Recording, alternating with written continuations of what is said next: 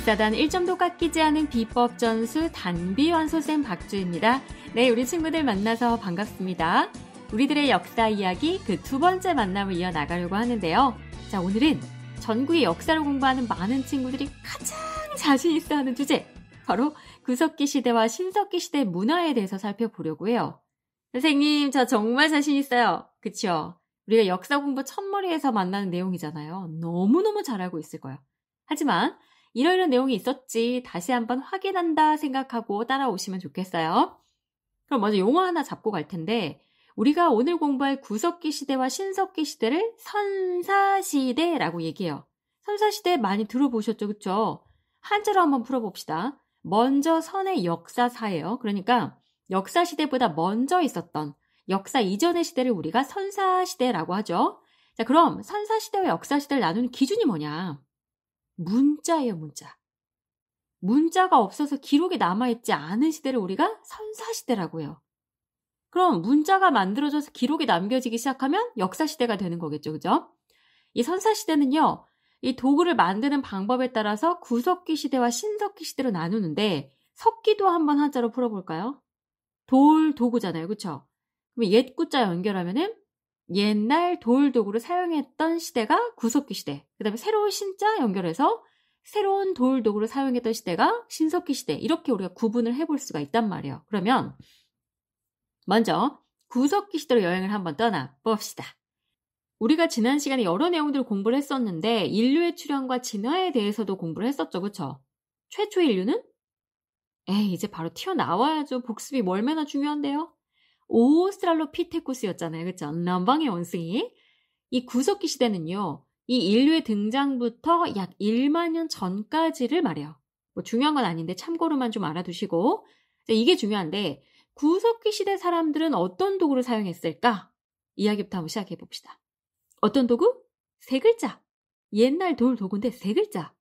선생님, 초등학교 동생도 알겠네요. 뗀석기잖아요. 아이고 똑똑해라. 그쵸? 뗀석기를 사용했었죠. 그쵸?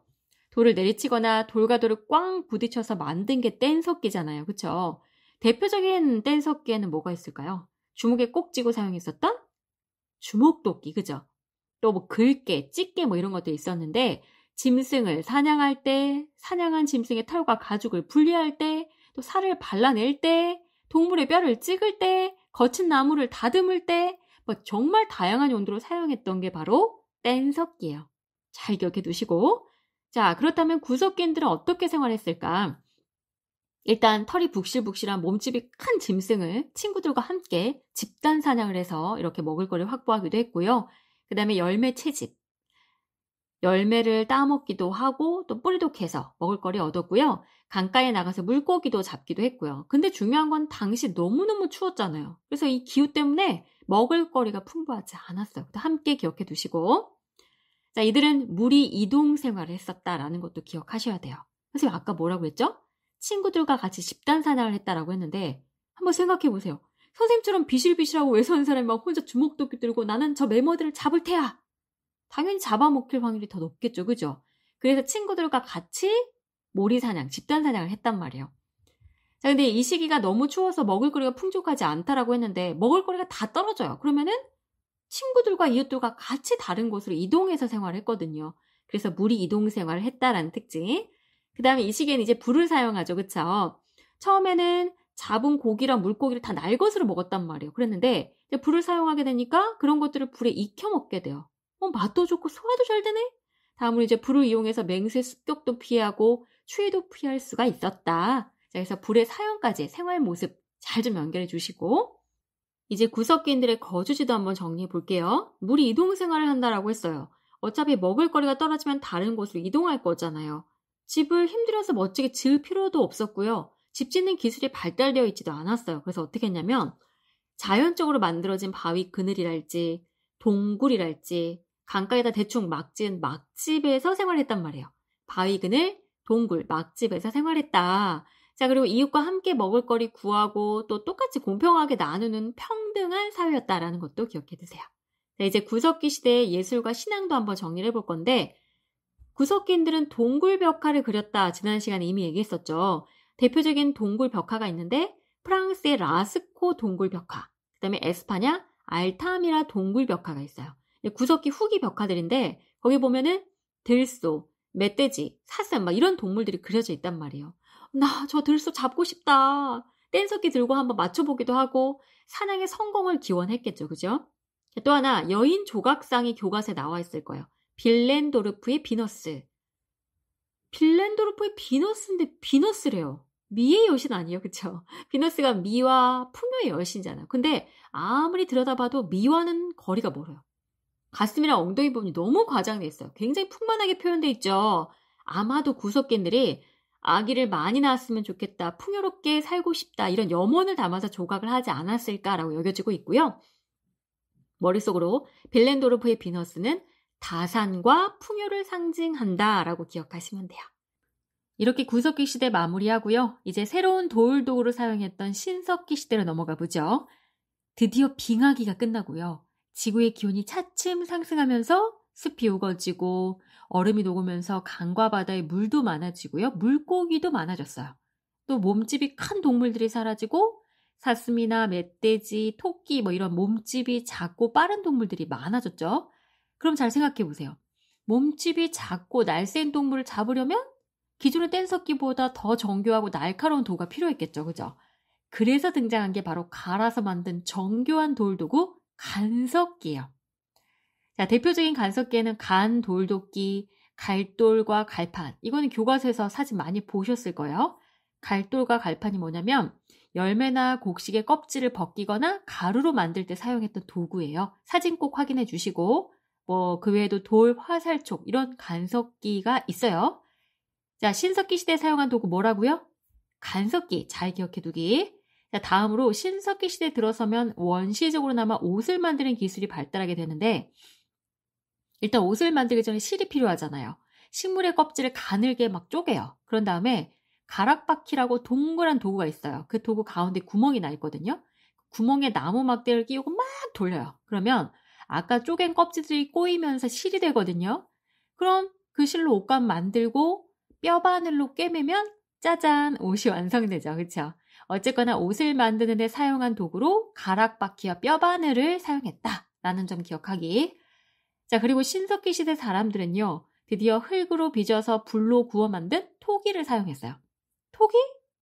한국사 조금이라도 공부한 친구들 알고 있죠? 우리나라에서 발견된 빗살무늬 토기가 떠오를 텐데 이런 토기를 이용해서 곡식도 저장하고 음식도 만들어요. 선생님 그런데 아까부터 곡식 하시는데 농사가 시작됐나요? 네, 눈치 빠르네요. 지금부터 그 이야기 하려고 하는데 신석기인들은 구석기인들처럼 여전히 짐승 사냥, 열매 채집, 물고기 잡이를 하긴 했어요. 근데 드디어 식량을 직접 생산하게 돼요. 이걸 우리가 신석기 혁명이라고 하거든요. 인류 사회에 엄청난 변화가 시작된 거예요. 바로 농경과 목축이 이 시기에 시작이 되는데 농사는 어쩌다 시작이 됐냐? 어느 날 지나가다 보니까 씨앗이 떨어졌던 곳에서 막 새싹이 돋아나요. 와, 신기하다. 그러고 지나갔는데 한참 뒤에 가보니까 그 자리에서 막 나무가 자라고 열매가 주렁주렁 막 열려있는 거예요. 아, 이렇게 하면 되겠구나. 그때부터 땅을 일궈서 농사를 짓기 시작한 거죠. 막 돌도끼 같은 걸로 땅 파고 씨 뿌리고 농사 지어서 조, 피, 기장 이런 것들을 수확을 했죠. 자, 한 가지 기억할 건 아직까지 벼농사, 쌀이요, 쌀. 벼농사를 시작한 거 절대 아니에요. 많이들 헷갈려 하는데 이 시기에는 원시적인 농경만 시작이 됐고요. 벼농사는 청동기 시대 가야 시작돼요. 아셨죠? 그리고 야생동물을 길들여서 기르기 시작하는데 목축이 시작된 거예요. 돼지, 염소 이런 가축을 우리에 가둬놓고 기르기 시작했다라고 기억하시면 되고요. 근데 이런 변화들이 있게 되니까 농사를 짓게 되면서 씨 뿌리고 수확 가기까지 거의 1년 걸리잖아요. 다른 데 이동할 수가 없어요. 농사 지은 수확물도 있고 가축도 기르게 됐으니까 먹을 걸 이전보다 더 많이 확보할 수 있게 됐잖아요. 그래서 강가와 바닷가에 움집이라는 집을 짓고 이제 머물러서 살아가게 돼요. 이동 생활을 접고 이제 어떻게 됐다? 머물러서 정착 생활을 하게 됐다라고 기억하시면 돼요. 신석기 시대는 참 많은 변화들이 있었어요. 그죠? 그럼 정착 생활하면 떠오르는 집 이야기 조금만 더 해볼게요. 좀 전에 선생님이 움집에서 생활했었다라고 했는데 땅을 파요. 그런 다음에 나무 기둥을 세우고 주변에서 구할 수 있는 나뭇가지, 풀 이런 것들로 지붕을 엮어 만든 집이 바로 움집이에요. 신석기인들은 강가와 바닷가의 움집에서 생활했다. 정착 생활을 했다라는 특징이 너무너무 중요합니다. 그리고 마을 사람들 같은 핏줄의 시족들이 모여서 시족 사회를 이루고 몇 개의 시족이 모여서 부족을 형성했고요. 경험이 많은 연장자가 농사, 목축 이런 것들 지휘하고 생산물은 모두 공평하게 나누는 여전히 평등한 사회였다는 특징도 알아두세요. 구석기 시대도 평등한 사회, 신석기 시대도 평등한 사회. 이제 신석기 시대 예술과 신앙만 살펴보면 되는데 애니미즘, 토테미즘 이렇게 두 가지만 기억하시면 돼요. 자, 이제 농사가 시작됐어요. 농사에 있어서 자연은 굉장히 중요한 요소잖아요. 그러다 보니까 해, 달, 나무 이런 자연에 영원히 깃들어 있다고 믿기 시작해요. 그러면서 자연을 숭배하게 되는데 그게 바로 애니미즘이에요. 자, 그다음 토테미즘은 뭐냐? 특정 동물을 부족의 수호신으로 섬기는 거예요. 우리 부족은 사슴을, 우리 부족은 곰을 이렇게 특정 동물을 부족의 수호신으로 섬겼다. 그래서 특정 동물 숭배 신앙이 바로 토테미즘이다 라고 연결하시면 되고요. 그리고 이전 시대보다는 사는 게 여유로워졌잖아요. 그러다 보니까 장신구를 만들어서 막 몸치장도 했거든요. 조개 껍데기 가면이 가장 대표적이에요. 사진 나오면 아, 신석기 시대라고 연결하시면 돼요. 자, 이렇게 해서 오늘 구석기 시대 또 신석기 시대 문화 쭉 한번 연결해 봤는데 자, 우리 친구들 무엇보다 중요한 건요.